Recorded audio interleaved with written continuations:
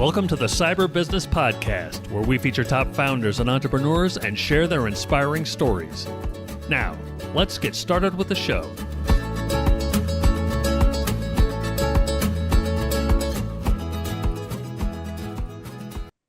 Matthew Connor here, host of the Cyber Business Podcast, where we feature successful business leaders, authors, and more. Today, we are joined by the author of Nothing Gets Sold Until the Story Gets Told, Steve Multer. Steve, welcome to the show. Matthew, thank you so much. Pleasure to be with you, with all of your listeners. I'm really looking forward to this. As am I. Before we get too far in, a quick word from our sponsors. This episode is brought to you by CyberLynx.com. That's CyberLynx.com. Do you know if a hacker's in your system? Most people and most companies don't until it's too late and the hacker's already done damage. A hacker's job is to bypass your security, so companies need a way of knowing when someone's gotten past their security.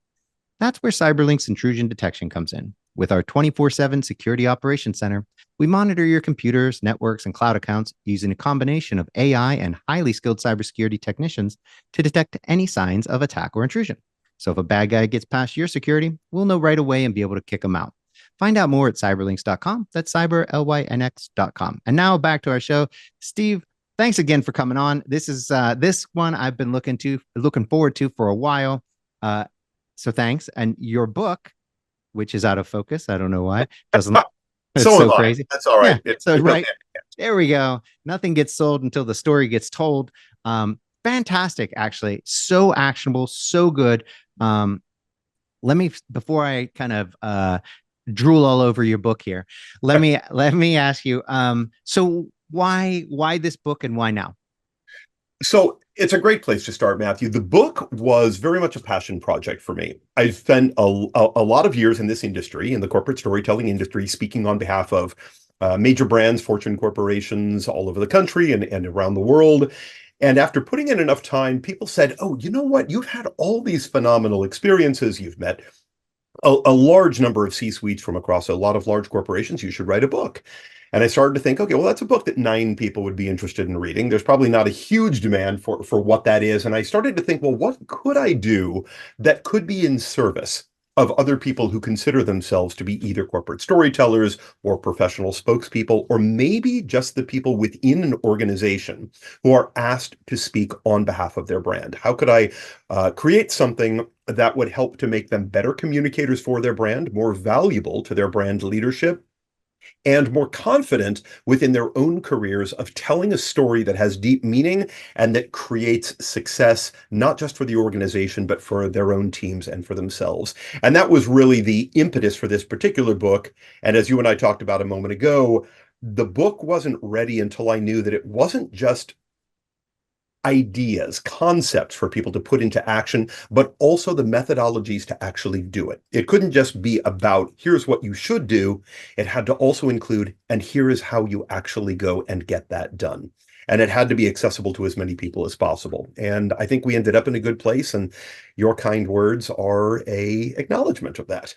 Yeah, no, 100%. I think a lot of times a book, you get excited by the idea of it and you start reading it, and it just comes out as you're left not just wanting more, but not getting what you were expecting out of it. And for me, and I think a lot of business owners, a lot of business people, we hear a lot about storytelling, and you're like, you got to be a good storyteller. And everybody, you start thinking as a business owner about, marketing. How are we going to market our wares, right? Our services. And you see these great examples like Apple's 1984, which I know you mentioned here. And I think it's such a great example for so many reasons. And you're like, well, how do I do that? And then it goes back to, well, nobody wants to hear about the boring old whatever it is we do. And then you end up getting, at least from my perspective, I end up, just hitting people with facts and figures and, isn't this important? And it falls on deaf ears, right? And then I'm left thinking, well, I need to be a better storyteller. And what I loved about your book is you didn't just get that you got to be a great storyteller. You got actionable ways of doing it. You break it down into the whys, the hows, the little bits, and without actually taking somebody by the hand and doing the whole talk for them or telling them the whole story, you really teach them how to, and you give them great examples of how to tell a story, whether you're on stage or whether we want to apply this to marketing, which was exactly what I was looking for from the book. So, I'm not trying to get up here and have a whole, it all about me. This is about your book. But I was just want to let you know, I think it was fantastic. And I think, that you really do a great job of bringing that storytelling in. So let me throw this back to you. A Sure. question. You know, yeah, it was just so good. So I'm going to stop there, and I'll have questions, but let me give you a By the chance to way, talk. all about you. The book is not about me at all. This is an important part of storytelling in general. So my mantra, and the mantra that I try to teach people and train people into, is it's a very simple concept, which is don't tell them what you want to tell them. Tell them what they want to hear. It is such a success driver. You saw that in the book, but when you say it's not about you, yeah, it absolutely is about you. Anything within the book, anything within corporate storytelling guidance is all about the audience. It's not about the speaker, not about the creator, and it's definitely not about the brand. And this is a mistake a lot of organizations make, is that they make the story all about themselves. Here is my product, my service, my solution, my capability. I'm the best. We create the best, therefore you should buy it. And it's why most marketing tends to fail. When we turn the focus back on the subject, back on the client, back on the consumer, back on the reader, in this particular instance, that's when we create real value and real success. Because all we're really saying is, I want to tell your story, not my story. And it's a great, great methodology of immediately up-leveling the way your brand reaches the marketplace. So let's give somebody an example of that, because that's a great idea, and it sounds really wonderful. And then from a listener who hasn't read the book, they're like, yeah, of course. Right. But how do I do that? Because we do make the best widget, east of the Mississippi. So what's the story? Yeah, it's great. It's awesome. Buy our widgets. End of story. Absolutely. Well, okay. So here's a story that I love to tell. I'm in the market for a car. And I'm a BMW guy. Why? Well, my dad was a BMW guy and his dad was a BMW guy. And I've always loved BMWs. I've always thought they were great. I've owned a couple of them, but I'm in the market for a new car and I want to see what's out there. So I'm going to go and look at the Audi. I'm going to look at the equivalent Mercedes, maybe the equivalent Lexus, maybe the equivalent Acura, or whatever car I believe is all on roughly the same level of what I want to buy. And here's the problem. I'm going to go to every one of those dealerships and I'm going to test drive the car. And the first thing I'm going to get hit with is why this car is the best in its class. And Audi has its arguments for why its torque is the best and its stability and safety is the best and its power off the line is the best and the way its engine is formatted is the best. Then I'm going to go to Mercedes and they're going to tell me why they're the best. And then Acura is going to tell me why they're the best. And as a consumer, if everybody is the best, I get confused. I don't understand it. First of all, I'm not enough of an automobile expert to make the determination of whose metrics are the accurate metrics and who is manipulating their metrics. And in the end, I'm going to say, I'm confused. So you know what I'm going to do? I'm going to buy another BMW. They've been good to me before. I've been used to them. And now I make an emotional decision on that purchase as opposed to an informed executive decision on that purchase. We humans, we will always go with emotion first. We'll always go with our gut before we go with information. And the trouble with so much branding and so much organizational market messaging is that it goes straight to metrics, to numbers, data, analytics, and statistics. And what it does, unfortunately, is it undermines the nature of good, solid human-to-human communication. And the better the communication is between people, the more likely what we are communicating will reach them, will land, will have an impact, and they'll internalize it and act on it. So I'll add one more thing to it so that I don't speak for too long here, and that is what I like to call the flow of content hierarchy. And a lot of brands market to their audiences, market to the buyer, the consumer, or even media in the incorrect way. They flip this metric upside down. And the idea is we always want to speak to the human being first. One person communicating with another person. And the reason is until somebody understands why they should pay attention to us, they won't. They just won't do it. They don't see the value in it for themselves. Or what they hear is the pitch. It always starts with the pitch, and nobody likes to be pitched. We want to hear a good story. So we have to communicate human to human first in a way that I talk to Matthew, and Matthew looks at me and says, I like this guy. He seems cool. He seems like he knows what he's talking about. He doesn't seem like he's overselling himself. He just seems like he's interested in me. and we create a correlation, a connection between the two of us. Once I can establish that with my audience, now I'm ready to move to the next level of the hierarchy, which is to speak to them as a consumer, meaning, what do I think you want and need? How can I provide it for you? And how can I get you to buy into what I'm saying? And that can be with money, or it can be with your time. Your time is extremely valuable. If you're going to invest time in me, boy, I better make it worth your while, or all I've done is waste your time. If I can then get past that level of the hierarchy, now I can speak to you as an employee or as an organization where I say, now that we understand each other, and now that I've created value for you and gotten you engaged and interested based on your needs, not mine, here is what I have to offer. Would this be of interest to you? Human first, consumer second, employee third. And what do most people do when it comes to advertising, marketing, business? They flip it upside down. They immediately say, here's what I want you to buy, and here's why I want you to buy it. And they bypass the human being. They're hoping the human being comes along for the ride. We humans don't work that way. Talk to us as a person first and as a wallet later. And if we can do that, we create immediate success for our brand. I love it. Now let's apply that back to your car buying experience. Sure. So let's say the Audi dealer, right? You're a BMW guy, but you've gone to the Audi dealer. Now you're the Audi dealer, salesperson. Mm-hmm. How are you going to do this, right? How are you going to get the BMW owner how are you going to connect with them? Tell this, what do you do? Perfect. I love that question, Matthew. That's exactly the way to take it. All right.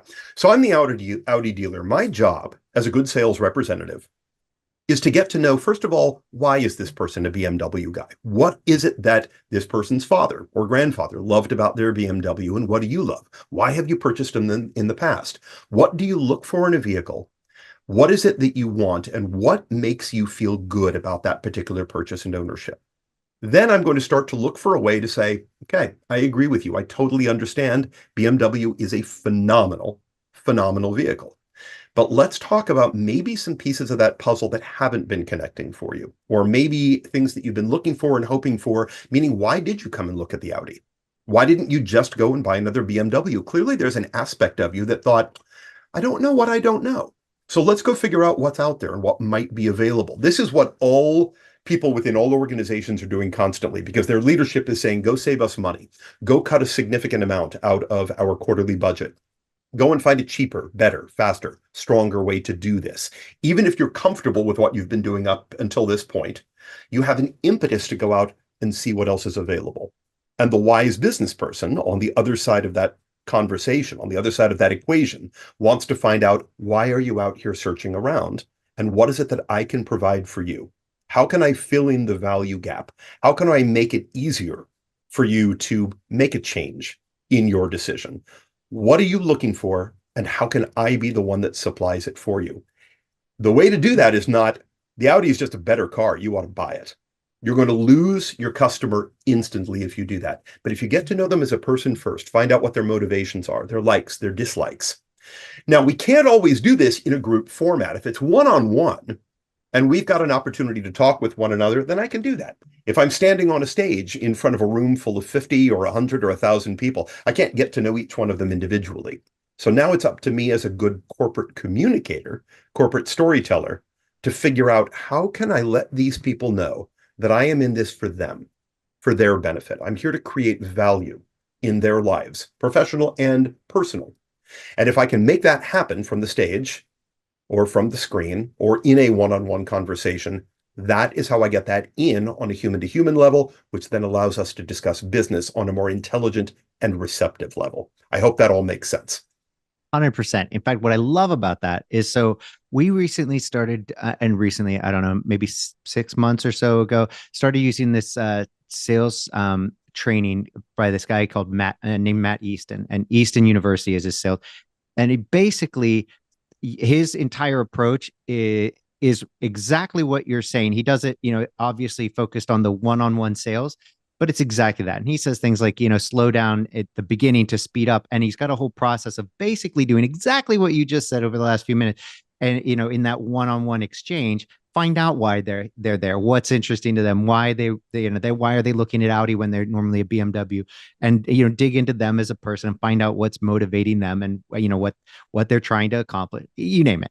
But it was so funny because you say that, and then so I'll tell you, I think from a lot of business, people's perspective, that one-on-one interaction is much more, they're much more comfortable with. It's much more intuitive. I've been, going door to door for years. I know it, or I've been selling, in closing contracts for years. I get that. That's how you do it. Yeah, that's kind of 101 stuff, right?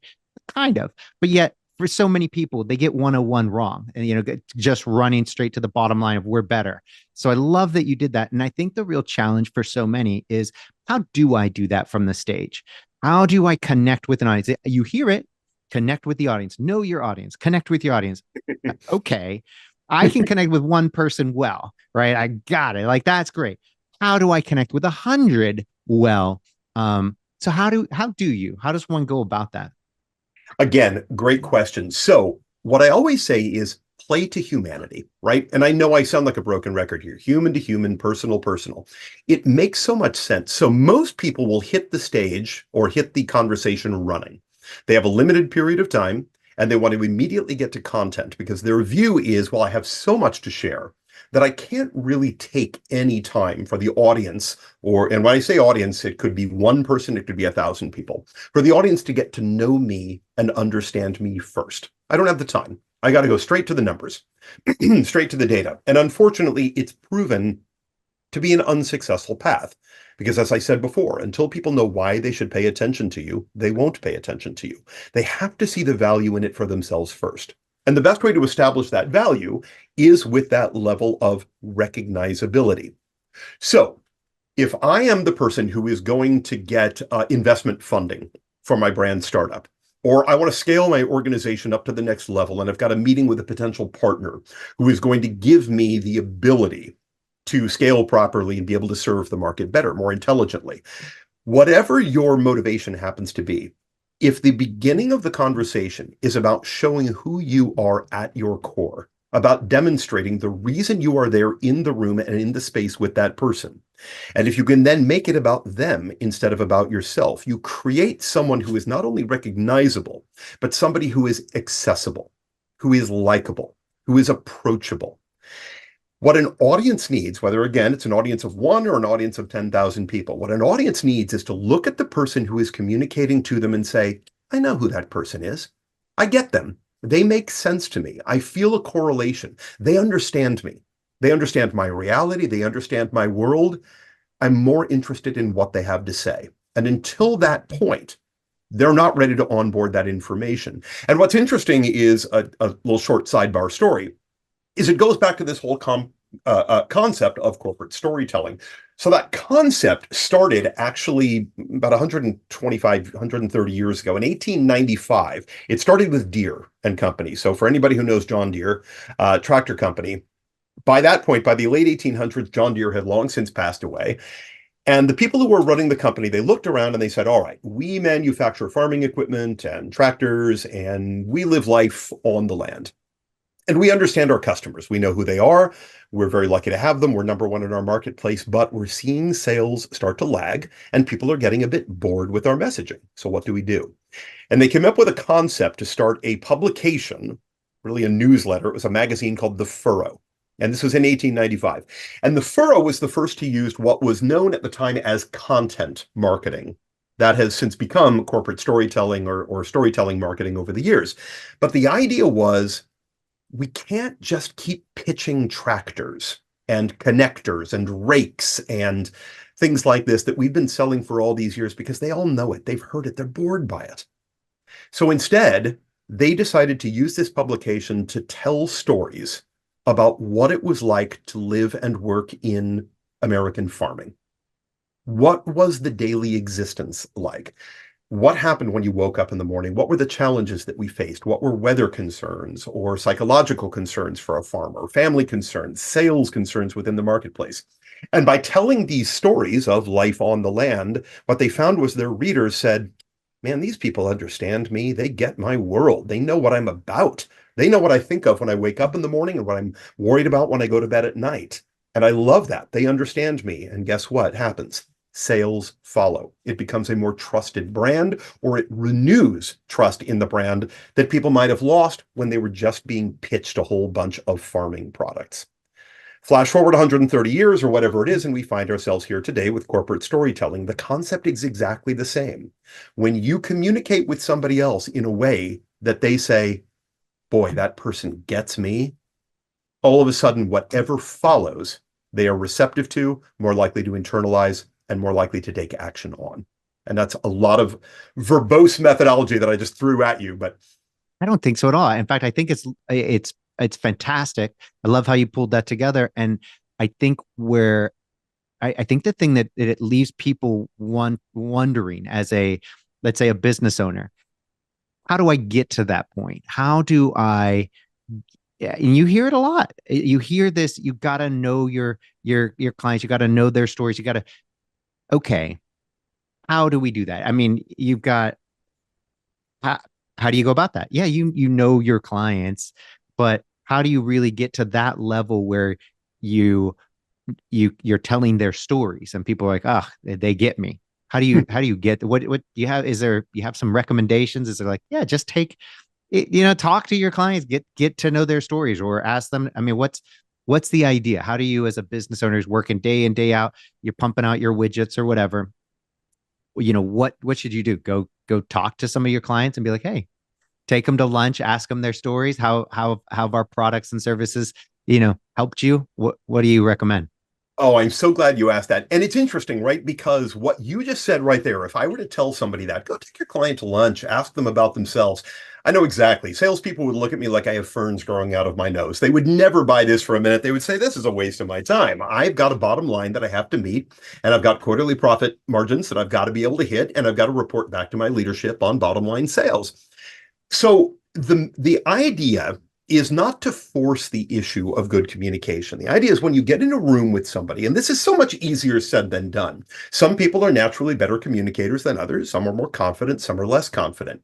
But fundamentally, we can all do the same things. It has to come from a natural, honest, and organic place. If you are forcing interest in other people, you will never be able to overcome that particular personal obstacle until you genuinely care about the people that you speak with. All of the rest of this is just conceptual. It's not truly applicable. But there are ways to become genuinely more interested in others. There are tools, and there are a few ways that I'll mention. I'll toss a few of them out quickly here, and if people want more detail, it's easy to track those down. But first of all, we talk frequently in business about the WIFM factor, right? WIIFM, what's in it for me? Or if you're on the other side of it, it's the WIF-IT, the what's in it for them factor. Anytime you have any sort of communication, by the way, this is both professional and personal.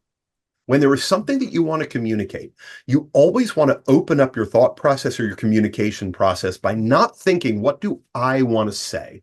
What do I want to get across? What do I want them to do that aligns with my thinking?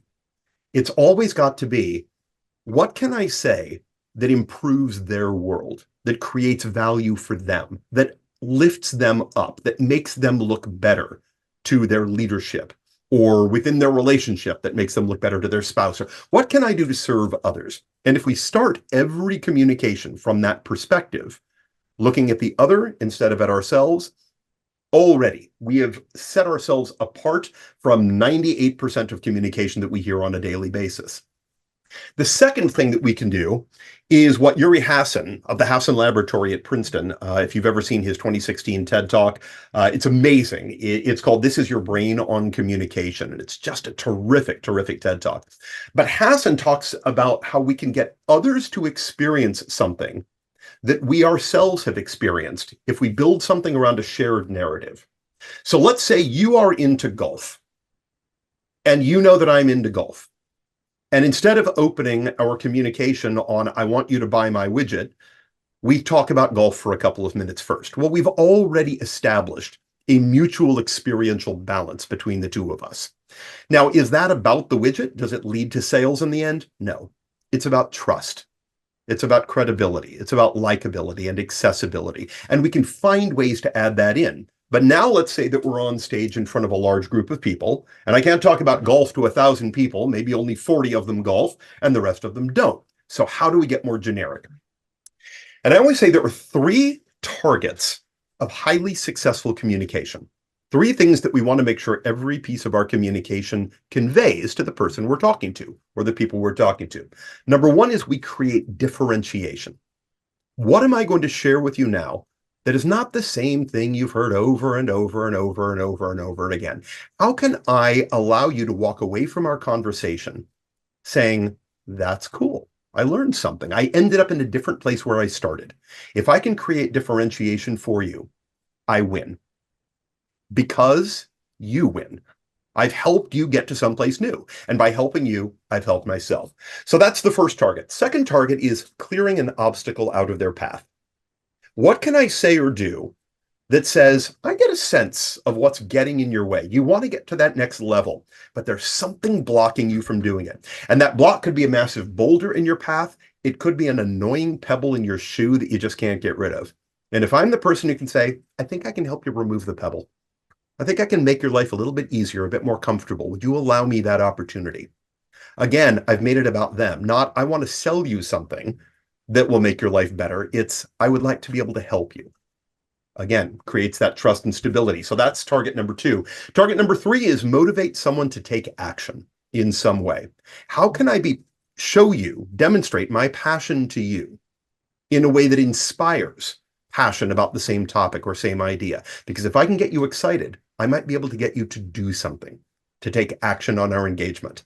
And any engagement that doesn't result in some sort of proactive stance, forward action, is an engagement that realistically might not have needed to happen in the first place. So if I can do one of those three things, differentiate, create differentiation, clear an obstacle from your path, or motivate you to take action, then what I've done is I have served you long before I try to sell you something. Right. Already the value is in your hands, and I'm not even asking you for $1. And whether you get that value from me or from somebody else down the road, whether you buy my product or somebody else's, that's totally beside the point. I'm here to help you. I'm here to create value for you, which makes you more accessible to my message. I love that. So, in terms of you talk in your book about starting strong and finishing strong, like kind of the first impression is important and the last impression is equally important. And I think everybody's heard that a lot. And I think that obviously people get off to the wrong start when they're giving a talk, and you give some pretty good examples. Can you tell us, kind of tell everybody what your thoughts on that are, things that they could do to improve their opening, maybe icebreakers, you name it. How do you start your talk in a way that is strong and isn't just, hey, I'm Matthew, I do this, and this is my resume, and this is what I'm here to sell you, and buy my stuff, right? So how do you improve on that? Love it. So it goes back to what we've been talking about. The moment I hit the stage or hit the camera, the first thing that I do has nothing to do with me. The first thing that I'm going to do is say, here is what I would like to accomplish for you in the next 10 minutes, 15 minutes, 30 minutes, hour that we have together. Here is the value that I'm about to drop into your lap. Here is what I would love to make happen for you and love to see you succeed with. And I'm going to give you every tool that you need to be able to walk away from our time together empowered and ready to go take action in that direction, the direction that you've been seeking. Sound good? Great. Let me show you how you get it done. Now, my name is Matthew. Yes. Can I ask you something there?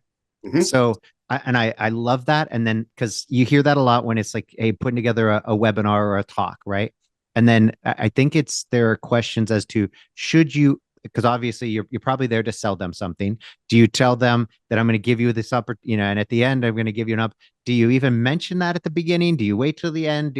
What are your thoughts on that whole, your selling your wares? All right, I'll give you a great example. So this last week, I was in Amsterdam for Cisco Live EMEA. Cisco is one of my biggest clients. I've been working with Cisco for about 27 years here at this point as a face and voice for the brand. And we have a number of different business units across Cisco. Massive company, huge global organization, big Fortune brand, with a huge portfolio to sell.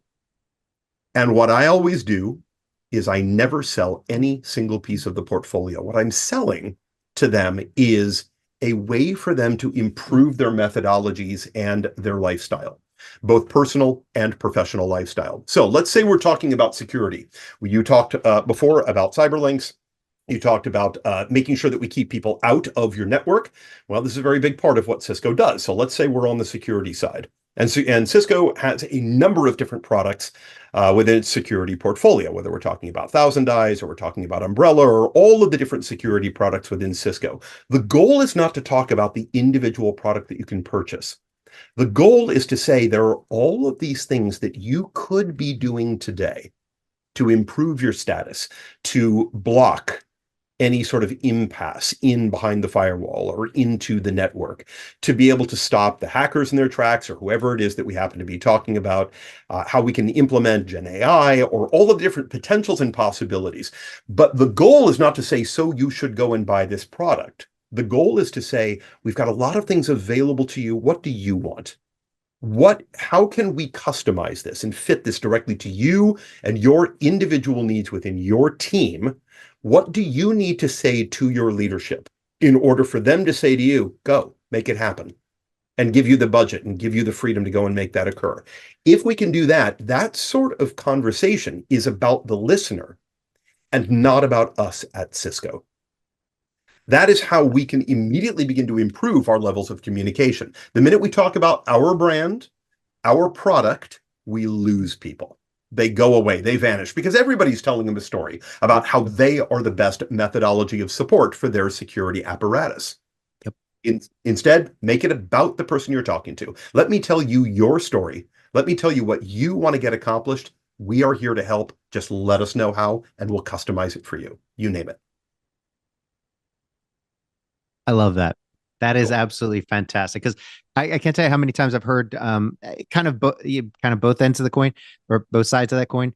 And I've never heard it that is such a great, and it resonates with people so clearly. When you think about somebody's on stage and you know that let's say you're at a conference and you're hearing the umpteenth salesperson up there, and I know they're not a salesperson, they're talk, but you know that this is just, buy our wares, and maybe you'll get some nugget out of it, and you're trying to listen for that one piece that might be useful because you're not planning on buying it. And also it's kind of annoying that you just keep getting pelted with pitches. And so this is just brilliant, because it's those kind of speakers where you're like, oh, that was great. It was a relief. They were engaging, they were funny, they were, human, and they weren't just buy my stuff, but they actually cared about whatever. And they were telling a story, and they were giving you options without just, kind of ramming it down your throat. So love that. Beautiful. Excellent. Yeah, creating differentiation. And it's interesting. It's really not that hard to do. It's based in care. When you care about the people that you're speaking to, it comes across and it immediately sets you apart and above anybody else that they hear from. So when we think of why is so much communication either instantly forgettable or downright unappealing, and you just can't wait for it to be over. And it's usually because the information that you are hearing has been deadlifted from some other placement. So, for example, if somebody gets on stage and delivers a presentation or a session or a talk, odds are the vast majority of that talk has been copy pasted off of from the website or from a white paper or from a product brochure. And what I always say is you can tell when somebody is communicating with you from information that is not their own, because they're regurgitating. There's no real connection happening in that point. So what I'll frequently tell people, especially executives, because executives are very, very guilty of this, is I'll say, if your audience can read this information for themselves on their own time, in their own home, they have no need for you. There's no point in you being there and delivering that information to them. Just send them an email. Connect them to the website, point them to a URL, give them a QR code and let them go and read it on their own time and their own dime, and save them the hassle of sitting in front of you. But if you're going to command them to say, I would like for you now to set the rest of your world aside for a certain period of time and listen to me speak, then your goal, your objective, and frankly, your mandate is to speak to them from the heart and from the soul about what you care about most and why you believe that your story holds something unique and something special. That they can't read off of a computer screen or off of a piece of paper. They have to have you in front of them. So if you are the leader for your brand or you're a spokesperson for your organization in any capacity, it is your job to communicate from the heart, human to human, and make the copy-pasted content secondary to that primary human content. That is good stuff. That is actually fantastic. And you, that's when you don't hear, and it's such great advice. And if people would just do that, take out all that dry data and just regurgitating data, and then what are you left with? If you just do that, if you take your talk that you had and you take away all of that, what are you left with? It's you on stage with nothing. So, Yeah. right, or some story that you Which can is relate. terrifying, by the way, for most people. Right. I actually had a dream where recently, which is funny, where I was on stage and I was supposed to be doing stand-up comedy when I had nothing prepared. Like the audience was turning against me and I had no jokes. And yeah, terrifying. But yeah, It's so hard. it's so hard. But so it's funny because you talk about the kind of the passion and feeling it, right? And I think you make some really good points in the book about the difference between the enthusiasm, which I think people often mistake for passion. Can you talk about that? Absolutely. So there are three pillars that you read about in the book that all good communication is founded on, and they are value, passion, and connection. So if we talk on the outsides of those, value is not about the value of a brand or the value of a product. It's about creating value for other people in an effort to get them to listen to you and to respond to what you're saying. The more they see the value in it for themselves, again, Whiffam factor, the more likely they are to hear what you have to say, to internalize it, interpolate it, figure out how it can make their lives better, and then take action on it. That's the value side. The connection side is what we've been talking about here. How do you create that human-to-human connection that makes people more likely to hear what you have to say and care about what you have to say in order to benefit themselves? So then in the middle, we have that passion part. Passion can be the hardest thing, and especially the larger the corporation or the longer that corporation has been around, the harder it is for them to maintain their passion, for very good reason. Most of the time, the bigger the brand and the more valuable the brand, the farther they are from the founding of that brand. Whoever came up with the initial idea that said, I see a gap in the marketplace, and I think we can create something amazing that's going to fill that gap and make people very happy. And they build up a brand, and they get equity in that brand. They find investors for that brand, and they find partnerships, and they move toward a launch, and then they launch their product, and maybe they go public with their product. And the longer they go and the more money they make, the farther and farther they get from that original passion concept of why they started it. So that's a lot of why I'm brought in with different companies to help these brands get back to their core passion. Not what do you sell, but why do you care enough to sell it? And if it's just about making money, your customer is going to see right through that. It is so clear and apparent when it's just profit driven. There's got to be a bigger reason. So I try to help brands get back to the passion that they feel for what they do, why they believe in it deeply, and want to invest their lives in not only creating it, but in sharing it with others in order to inspire the passion on the other side of the equation to get people to say, I want to be a part of that. And I'll give you a concrete example of how I try to make that happen. Let's go back to Cisco. Again, this brand that I've been working for years.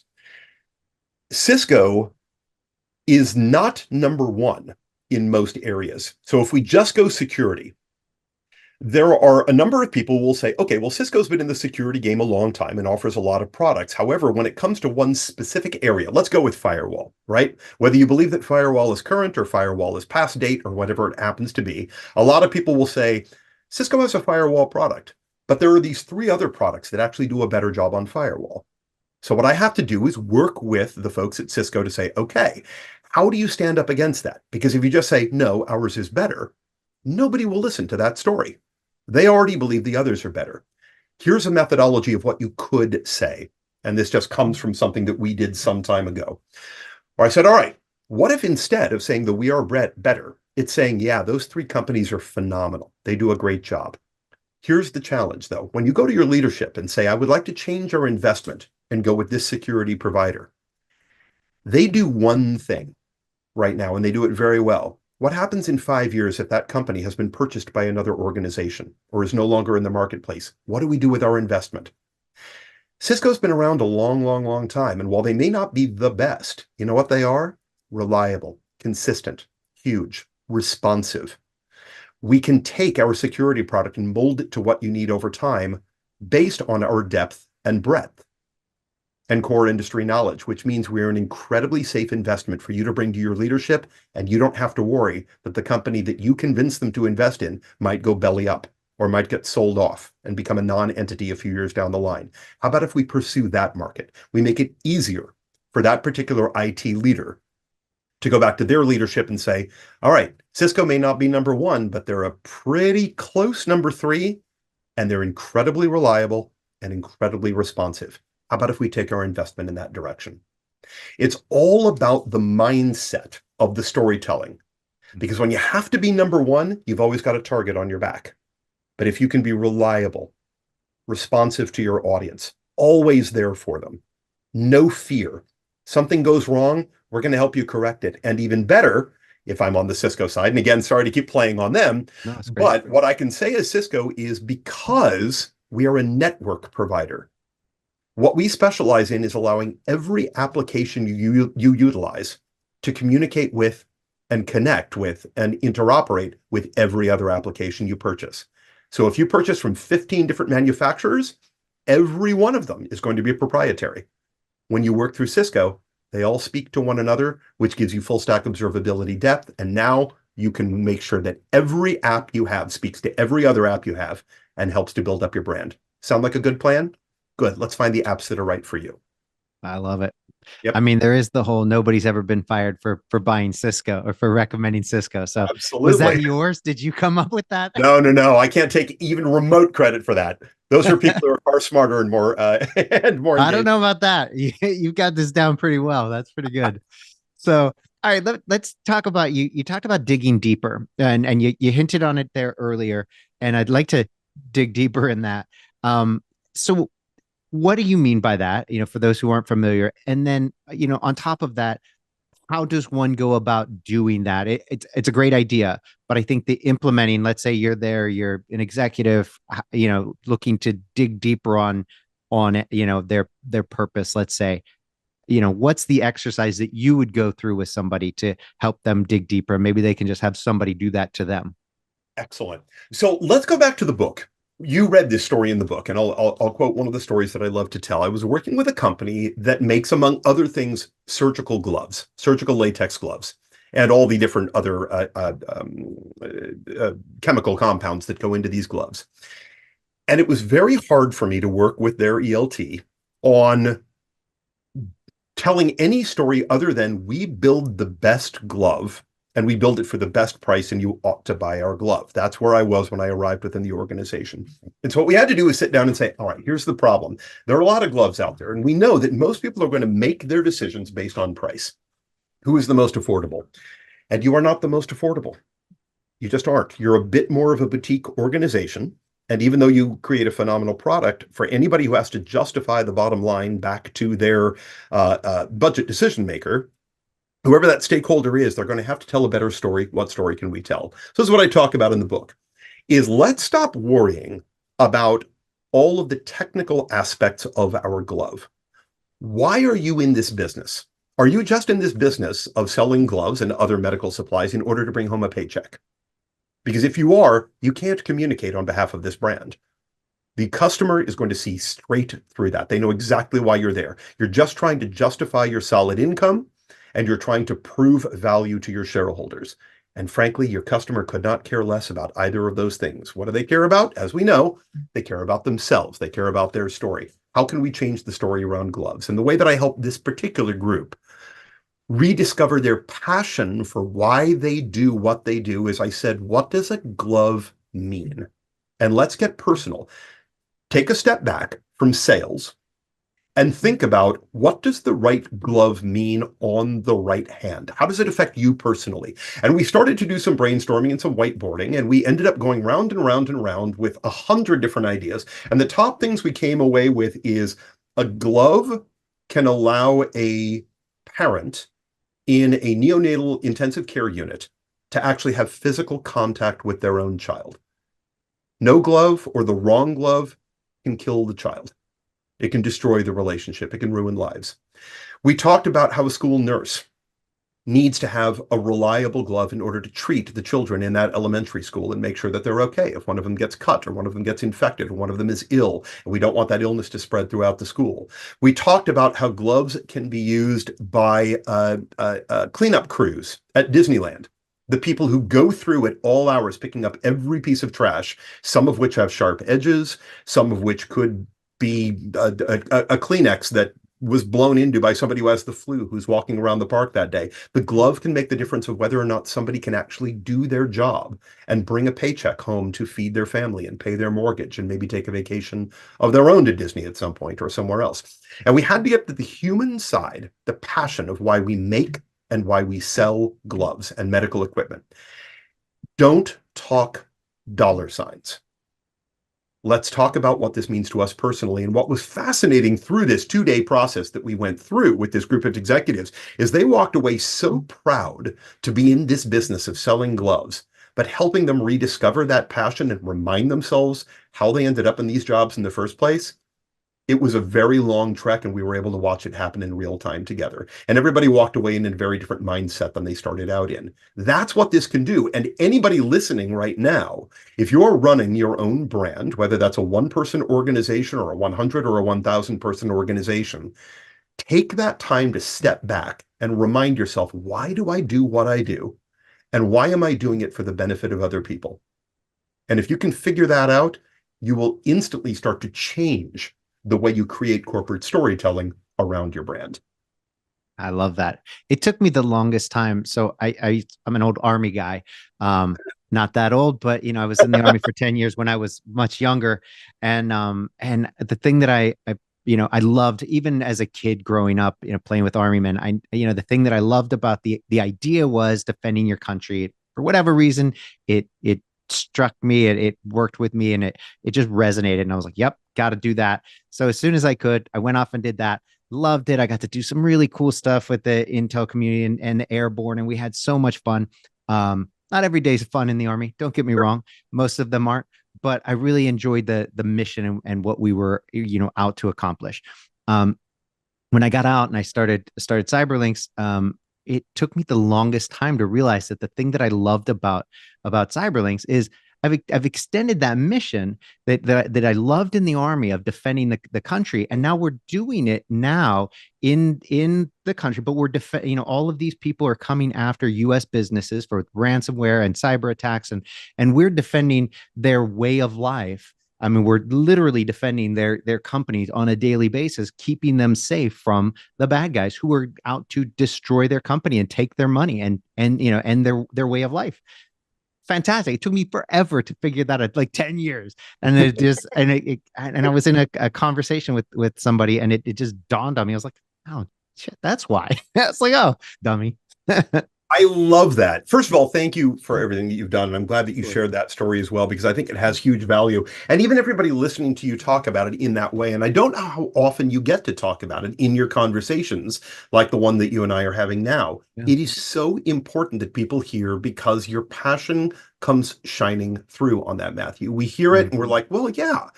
Is he making $1? Sure. It's not entirely altruistic. Yeah. But the simple reality is, I think you would do it regardless of how many dollars you were making, because you believe in it deeply. And when you share that with others, you get them to say, man, that's a cool thing. I would love to be a part of that.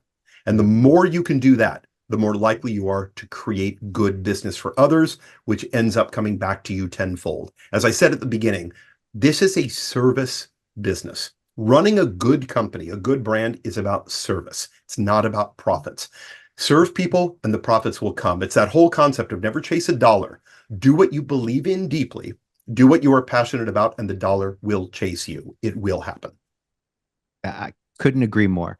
And you hear it, and it seems cliche. It's just but it really isn't. It's the right perspective and for the right reasons, and it drives every bit of the business. It gives people a reason to get up.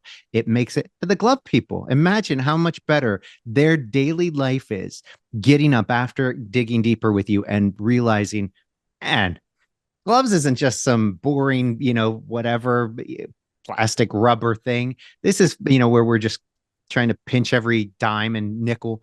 This is fantastic. We're saving lives. We're giving people, we're like making all that stuff happen. Didn't even realize. I mean, it's just fantastic. It's wonderful. We get trained into always thinking money, money, money, money, money, money. And I mean, some people can do it. If you're a product aggregator who is selling this week's piece of garbage on Facebook or whatever it is that you happen to do, and your whole idea is go to a warehouse, buy up the 10,000 remaining units that never sold, turn them around for a micro profit, pound, pound, pound, pound, pound. As soon as they're all gone, move on to the next product, move on to the next product. There are aggregators who do that. There are tons of them in China who do this. And the fact is, it's a good business. Are any of those people really passionate about what they do? Probably not. They're just in it for a quick buck. But that's a very, very tiny fraction of organizations. You can have success just chasing the dollar. It's not that it's impossible, but it's unlikely. It also is unlikely to sustain. So if you think about a startup brand, right? Startup may be one person, two people, three people, four people. The story is entirely on you. You've got this idea, you're trying to build something. You are trying to find equity for that particular startup, which means you've got to go out and convince people why this is a great thing for them to invest their time, their energy, and their money in. And at the beginning, it's hard work, but it's easy to do because you have that passion. You deeply believe in it. And then what happens? Let's say you're successful. Now, all of a sudden, you launch the product, and maybe you even have a public launch as opposed to just a family launch, and you sell an IPO. And now you're out there in the market, and a couple of years go by, and a few more years go by, and you're doing really, really well. Well, now you've been trained to follow the dollars, but the passion is so far removed, the passion of why you started this thing. And the longer the company goes, the more likely it's no longer being run by the people with the initial passion. At the same time, let's go on the negative side of it. Let's say that you've got the same startup and you're incredibly passionate about it and it doesn't fly. You can't get those investors in private equity, and people aren't buying it for one reason or another. There is gold in that as well. That's very, very positive, because anybody in an entrepreneurial spirit, they tend to think in terms of failure. What I always say is, no, it's not that it failed. It's for whatever reason, it either wasn't the product at the right time for the right market, or the story behind that product wasn't enough to bring people on board. So what do? You set that passion aside and you follow the next passion, or you scrap that one and you rebuild based on the initial passion that kicked you off in the first place, and you tell a better story around that passion in order to inspire passion in other people. Eventually, the success is going to find you, and when it does, so will the dollars. Love it. So there was one thing. I tend not to have the kind of canned questions, but I did have this one point in here that I saw that I really loved. You taught, and I think again because so many of the things people hear, but it doesn't they come off as cliche, so they don't really get into it. You do a great job in the book of making all of these things that I think people hear and think are cliche and making them real and helping them to understand and actually implement them. So in the book, you talk about a great talk paints a picture. So, and I think people hear that a lot. What is your advice on how does a regular person who is maybe, not so artistic, if we're going to use that painting analogy, how do you turn a regular person into a decent, if not great painter? Ooh, love that. That's a great question, Matthew. So the story that I tell in the book is about my friend Michael, who's a real estate broker here in Chicago, where I live. And I'll take a step back.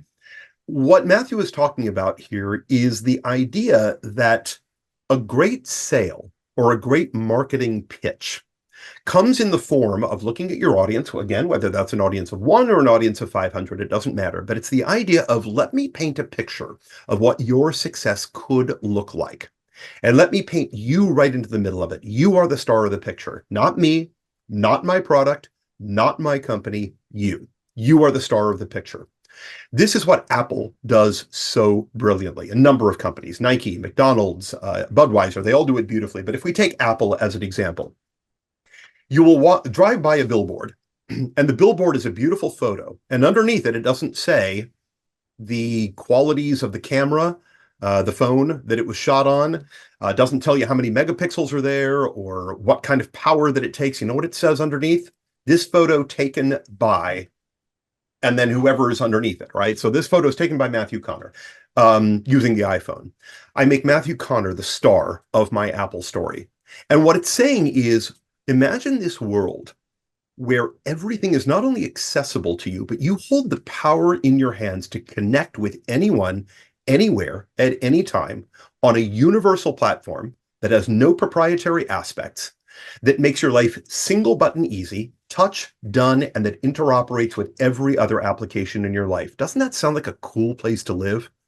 Well, guess what? If you'd like to live there, go ahead and get one of these. Pick one of these things up, and you can live in that beautiful world. That is Apple painting a picture of success for all of us. You mentioned the 1984 ad. That's exactly what they did. Yep. The power that used to only be in the hands of the massive corporations, we have now allowed that power to be in your hands. You get to do what they used to do, and you get to do it in a small, compact form that's affordable, accessible to you, and gives you all the power you've ever dreamed of in your life. Doesn't that sound cool? Yeah, go get this product and make it happen. So then if we go to one that I use in the book, my friend Michael, going back to him as a real estate broker, he learned long ago that the best way to sell a home to his clients was not to talk about the details and aspects of the home, the square footage, how many bedrooms, how many bathrooms, what year it was built, the quality of the windows, the quality of the construction. He realized none of that mattered because every real estate broker was going to pitch that about the home that they were representing. Instead, he knows how to walk people in the door and help them start to imagine themselves living in that home. Wouldn't it be so cool if your kids could actually do their homework up there in that picture window out there in the front? When your friends come over, you see that space over there by the pool? You can sort of picture what it'd be like. Super Bowl parties, hanging out there Friday night after work. Everybody comes together and has some wine and cheese.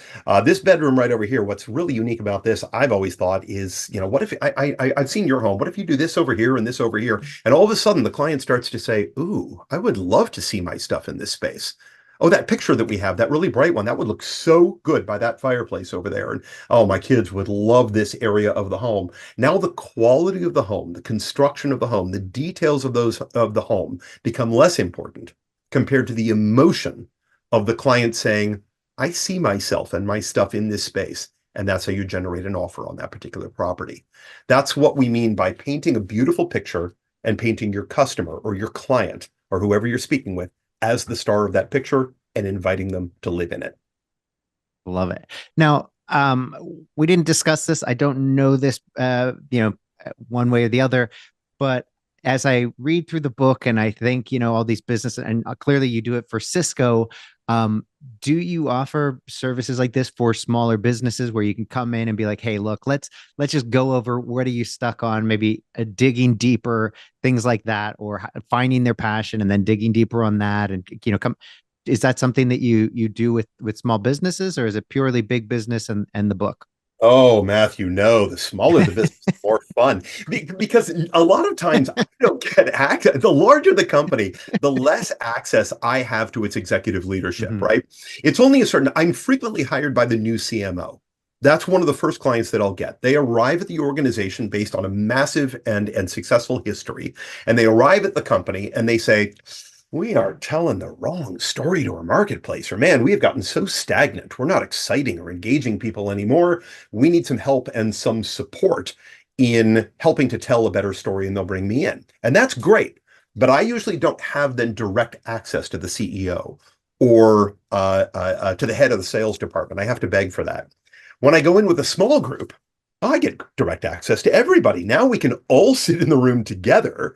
We can storytell together. And this is everybody from the person who founded the whole concept to the latest hire. And we can all work in the room together on the corporate storytelling for that particular brand to come up with something that is successful, not only from the top of the mountain, but from the person who has just started to climb that mountain. And the more perspectives we get, the more insight we get into what story we think will work for the marketplace, the more likely we are to, as a group, land on a very successful story. I love working for startups, for small companies. I think my favorites overall are companies that are less than 50 people. I just adore that because I can literally say, when can we get everybody in the room together?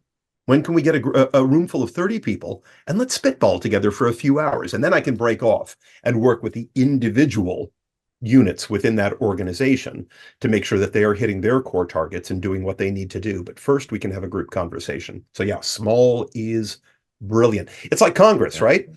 It's that old idea, Congress doesn't move quickly.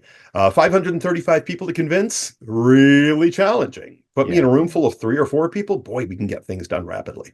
Yeah. I mean, imagine, going back to the glove story. I don't know how big that company was, but it's one thing if you meet at the top of Mount, Olympus with the gods of the company, and the 6 people in the room are like, yes, they're all very passionate now, but then getting it down to the let's say 1,000 other people there, the people making the gloves, maybe not so inspired. But if everybody in the company was there, and now the people making the glove, or at least the managers there on the floor are all now deeply passionate about gloves because they weren't before that, that's impactful. That's super cool. It is. Oh, and Matthew, you bring up such a good point there, and a very important point. I'm glad that you brought us to this. When we talk about great corporate storytelling, we always think of it in an external process. I, as a brand, speaking to the marketplace, to my clients. Right. But great corporate storytelling is internal as much as it is external. First of all, it's individually personal. The better a corporate story I can tell to myself about why I do what I do, why I believe in it, why I'm passionate about it, and why I want to bring other people along for that passion, the more likely I am to become a more successful storyteller for my brand externally.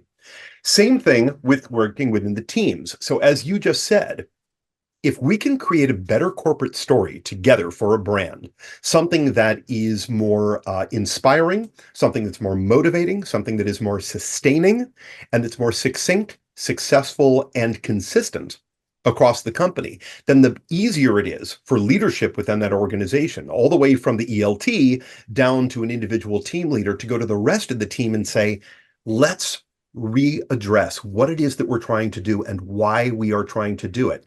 And you will likely have much more success inspiring your team all the way down to the person working on the factory line, creating or boxing up that glove, to tell them a story that makes them more connected to the brand message, to their own job, to the reason that they are doing what they are doing, which then makes them more successful, makes them happier in their position. It runs all the way up to the line long before we ever send it out to the client. I love it. Well, on that note, where can people find out more about you, and where can they, if they decide, well, hopefully everybody should get a copy of your book and read it, because I think it is profoundly excellent and people will benefit greatly from it. And then where can they find out about engaging your services? Oh, so appreciated. Yeah, if you want to grab the book, available in all formats, hardcover, softcover, audiobook, read by me, one of the hardest things I've ever had to do.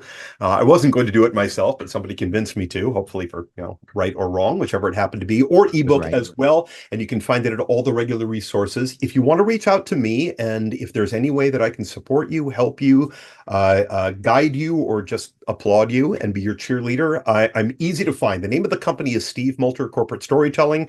You can get there at stevemulter.com or corporatestorytelling.com. Both are going to guide back. And last thing I'll mention is I've got a freebie for anybody in your listenership who is interested in doing this. I have created a free downloadable PDF e-guide. It's called 5 Paths to Passionate Storytelling.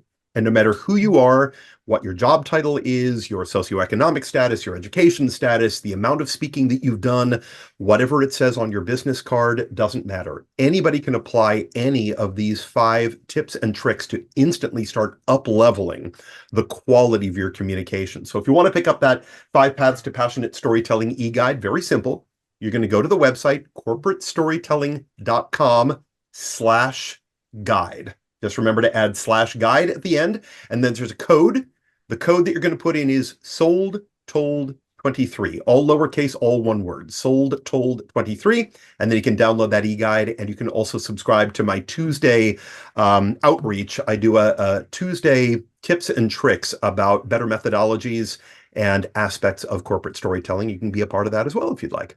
Fantastic. Well, we will put a link to that and the details below, down there, wherever that is. So whether it's YouTube or on our site, but down there, wherever that goes. I don't know. Weird stuff. I don't know. I don't know how this works. What do I know? No, I'm just kidding. I know how it works. Anyways, we'll put a link to it. Thank you for coming on. I know I will be signing up for that and checking that out. And I think we will be engaging you. I think this is really great. So in any event, thanks, Stephen, for coming on. This has been great. Thanks. Matthew, such a privilege. Thanks so much to you for sharing your excellent platform with me and allowing me to tell my story. And thanks to all of your listeners as well for paying attention and being a part of it. Just a gift. Yeah. Thanks, Steve. Thanks for listening to the Cyber Business Podcast. We'll see you again next time, and be sure to click subscribe to get future episodes.